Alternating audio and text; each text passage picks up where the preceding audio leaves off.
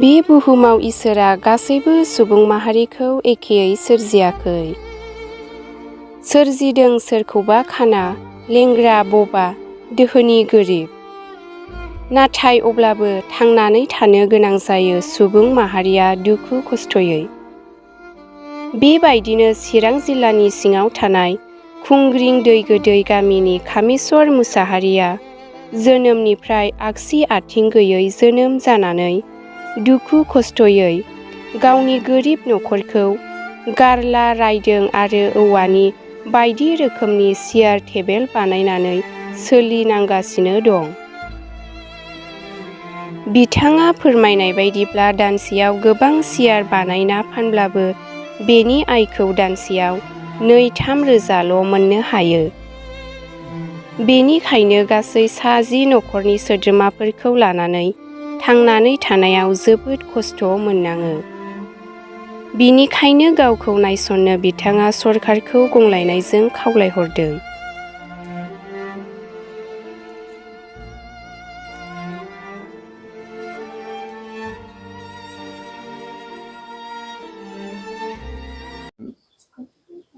फार्स्टआव माने थाखोनै थाखोथाम लेखा फरायखांबाय आरोखि। थाखोबासो जाहैदों फरायनाया। ओमफ्राय दा बिनि बारै आङो उनावहाय ओमफ्राय दाना मोनसे गामियाव थाबायथिंनानै गारला सियार बानायग्रा ट्रेनिं नांगौ जोंनो होननायाव ट्रेनिं लाहैदों आरो थिनालियाव। बे थिनालियाव सासे जोंनि अस्ताद दङ हेन्डिकेप, बेजों ट्रेनिं लाहैदों। 3 मास ट्रेनिं लादों आरोखि। बे 3 मास ट्रेनिं लानायाव जोङो लास्ट जोबथारनाय टाइमाव बिसोरो खुनुरुखुम साहा खरसा लांदो ट्रेनिं लाग्राफ्रा 900 होननानै बुजायनो 900 थाखा हरदों आरो। बेनिफ्राय जोबथाबाय। ओमफ्राय बिनो गावबागाव रोंनायखिनिखौ गारलाबायै बायै सोलोंना लादों। बे सोलोंनाया दा दिनैसिम दं नालाय आं एक्सट्रा फाननानै बे सोलोंनायनिफ्राय रोंनानै हाबोबाय आरो फानै फानै मोनजाबोबाय। बे सियारा फार्स्टआव बिदिनो गंसेयाव 200, 150, 300, 250 ओरैबायदिल'मोन आरो। दा बारायै बारायै बारायनानै गंसेयाव आं 1000 थाखा फाननानै बाहायबावदों आरो। दा सियारनि अनगायै मरा बानायो, ओमफ्राय गारलानि सिबिल बानायो, ओमफ्राय गारलानि दलना बानायो गोरलैफोर फुथुग्रा। ओमफ्राय दलना बानायखांनायनि उनाव बिदिनो फिसा फिसौ सियार बानायजोब्बाय। डाबल 3 जिरायग्रा, 4 जिरायग्रा, ओमफ्राय बेबायदिनो गथ'फोर ओरै सोमावग्रा दलना होनो बेखौ बानायो आरो। नोंथाङा नोंथांनि बे मुवा बेसाद बानायनायखौ मा बाजाराव फानहैयो? आङो सुनिबारावल' लाङो, बेंथलाव गोजानखाय लाङा। सुनिबारावनो थोआ आरोखि, सुनिबारावनो अर्डार खालाम हरजोबो। दा बै अर्डार खालामनायाव आङो 1000 बियोबा 900 गाहाम, 800 गाहाम आरो जोंहा प्रफिट थाया। ओमफ्राय लसनि बानायना जानाङो आरो। सप्तासेयाव गंबेसे बानायनो हायो? सप्तासेयाव 2-3सिमल' हानो नागिरो, हारसिं नालाय। गावनो सावनांगौ, सैनांगौ, फेंनांगौ, फदबनांगौ, खानांगौ। खानायाव एसे एनै सासे सानैल' मदद मोनो। ओमफ्राय मावफाबाय थायाना बायो। मासावहाय बेसेबांसो फैसा? मासाव आङो दा सियारखौ फाननानै मोनो मास मोनसेयाव 2000-3000 ओरैबायदि खामायबोनो हायो आरोखि। औ, मास मोनसेयाव। न'खर सोलियो? बेजोंनो आं न'खर सोलिनांगौ खस्थ'यैनो। साबेसे गथ'फोर दं? आंनि न'खरा गासै दा आलादा जानायखौ बारै बावहाय 9 जन बा 8 जनसो दंबावो आरो। 8 जन 9 जना दंबावो। 9 जनखौ होनला, गथ' गिदिरफोरखौ लानानै 9 जनमोन आरोखि।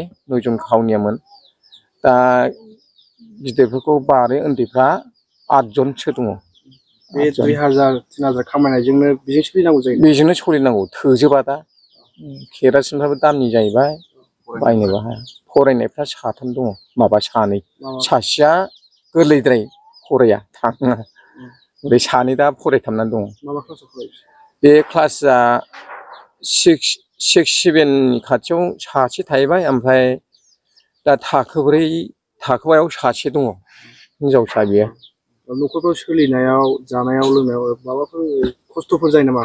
माब्लाबा जानाय लोंनायाव मालाबा औ, थाखा फैसानिबो खस्थ' जायो। जानाय लोंनायाव दाख्लै आङो हाब सप्तानैसो थानांदों खुनुरुखुम मोनाबिलियाव बोथिसे सियाराबो नाङा ओरैबायदि गोदाव सोराव मालाबा गाबनो ओंखारलायखायो सोलिनो हागोन ना हाया होननानै नोंथाङा दे रायदोंफोरखौ फदबनानै सियार टेबोल बायदिसिना बानायो बानायो औ बेवहाय नोंथाङा मा मेचिन बानायनानै बेखौ सावनानै बेखौ फदबनाय जायो मेचिनखौ माने स्टप भलिउम लाबोखादोंना बायनानै 1000 लादों आधा लिटार दा आधा लिटारखौ गारि गाना 1 लिटाराव दा बाहायना दं बेनो मोनसे सियाराव बेसेबांसो थाव फैयो बेवहाय सानसेमानिजों 2 लिटारसो केरासिन थाङो औ 2 लिटार केरासिन नोंथाङा बेनिफ्राय साबसिन माबेबा मेचिनजों खामानि मावनो मोनदों नामा मोनाखै गैया बेजोंनो मावनाय जायो औ बेजोंनो मावनाय जायो नोंनि देहायाव जे आथिंखौ नोंखौ प्रब्लेम दं बे मारै जाया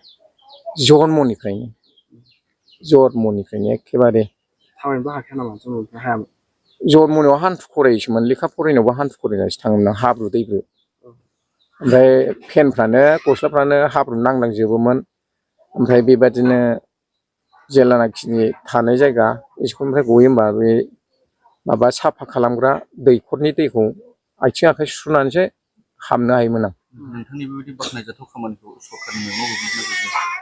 सरखारनि मेगनावथ' दा बिदिनो सरखारनि मानसिफोर जानाखि पाब्लिकआव बेंग्रा नै बिसोरसो लोगो मोनफैदों मावनायफ्राव डिउटि खालामफैनो मोनदों आरो खबर लाफैयो ओमफ्राय बिसोरनो दा मावना हरजोबनांबाय आं सियार ओमफ्राय बेवहायबोथ' दाम मोनाखै बिदिनो सेरथाम गाहाम सेरब्रै गाहाम माइरं होलांसै बा आथा होलांसै बांसिना आं बेखौ होनदों आरो आं आथाजोंथ' फिसा फिसिनो हाया जोंना जन्मनिफ्रायनो जोङो माइरंनिफ्राय जों आहार बानायनानै बा ओंखाम बानायनानैसो जायो बिसो गोजोननाया जोंना होननानै होमबाबो बिसोर होलाङासैना पेनसनफोर मोनामोन नामा पेनसन आङो दा मासाव 1000सेल' मोनो थोआ दा गारि भारायावनो थांलाय फैलाय सेस जायो न'आव सफैखाया माबायावसो धालिगावआव स्टेट बेंकआव बेनि अनगायै सोरबाफोर सरखार बिथिंनिफ्राय नोंखौ खबर लाफैबाय नामा लाफैयाखै गैया आरो जों नुदों नोंनि न' बाङाथ' जे अबस्थाया मोजां नङा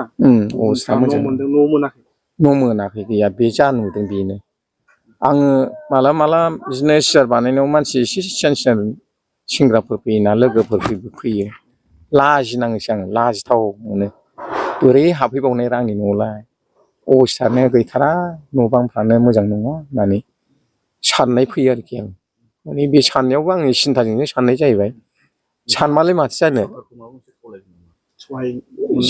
सहाय मोननो थाखाय आङो आगोलनिफ्रायनो गैथ'खाया सहाय मोननोलाय लुबैयो आरोखि माबाफोर मोनसे सरखारनिफ्राय जानाय लोंनाय थांनानै थानाय राहाफोर सायज' मोनोबा हामगौलै नुयो आं होमबानो बिसोर हरनाय थाखाफोरजों जों न' बांफोरबो लुनानै लानो हागौमोन माइ दैफोर एसे माइरंफोर बेग मोनसे थिखांनो हायोमोन बस्था माइफोरजों बायना लानो हागौमोन दा जोंखौ बेंग्रा गैया जोंखौ अनसुंथाइ खालामग्रा गैया सरखारनिफ्रायबो जों मोननो राहा गैया होननानै साननाय फैयो आरो मावनाय लोगो लोगो आं सानखुमाबाय थायो आरो गोसोजों आंनि हाया दा बावहाय 10 बिगासो दंमोन 9 बिगासो दा फिसाफ्रा 3 रानना होनानै दा माखासे गैबाव आरो 3आ मोनहैबावाखै एसे होमबाबो आधा बिगासोल' बा बिदिनो 1.5 बिगासोल' मोननाय जादों आरो रानना होनो हादों आं जोंना दा बै हा मोनथावथाव फिसा हौवाफ्रा 3 4 6 जनसो दङ 6-7 जनसो नोंनि फिसाया गासिबो 6 जन ओमफ्राय मर जमा बियाबारिखौ लायोबा 10-11 जनसो जायो आरो जमा औ आंनि गथ'फ्रा हिनजावा आंना आगोल गिबिना थैबाय थैनानै दा ओमफ्राय दाख्लै फिसाजो सासे थैजाबावबाय गथ' गोरलै थालांदों बेखौबो दा आंनो खांनांगौ बे परिबर्तन आङो गदाय लाफिननानै दङ दा बेनियाव दा 7 मानसि 6 जनसो मानसि जानानै दं आरो गथ'आ बेखौ दा आङो फुरानाजों आगोलनि गोदान गोजाम लानानै खांजोबनांगौ जायो माखासेया आलादा जाबाय आं बिसोरखौ आलादा लुख' होबाय आरोखि दा आंजों दंखौ आं लाफानानै संसार जागासिनो दं औ आं नायजोबनांगौ जायो खस्थ' औ बिराद खस्थ' दा आं कारेन्ट बिल मा बिलाव दा बेसेबांबा 700-800 हाबनानै दङ बेखौ हैनो हायाखै गैया नालाय बे सियार फाननायजों मालाबा हैनो ओमफ्राय पेनसन खबर लानो बेबो फैसायानो गैया लायमालाय मा बेसेबां मोननो होननानै थाङा आरो लाजियो आं उसुबिदा मोनो गारि भारायावनो 1000 थाखा थांखाजोबखायो आं लोगो लाङाबा रोङा ओमफ्राय लोगो लांनांगौ गारिफ्राव मालाबा उसुबिदा जाबा थिखांनांगौ बा बेंथानानै होनांगौ गाखो होनांगौ लोगो नांगौ आंनो होननानै आङो लांफायो आरो नोंथाङा दि नोरजिया नोंथांनि हान्था मेला थांलाय फैलायनि थाखाय औ सरकारा माबा मोनसे बेसादफोर नोंथांनो गथायना होदों नामा?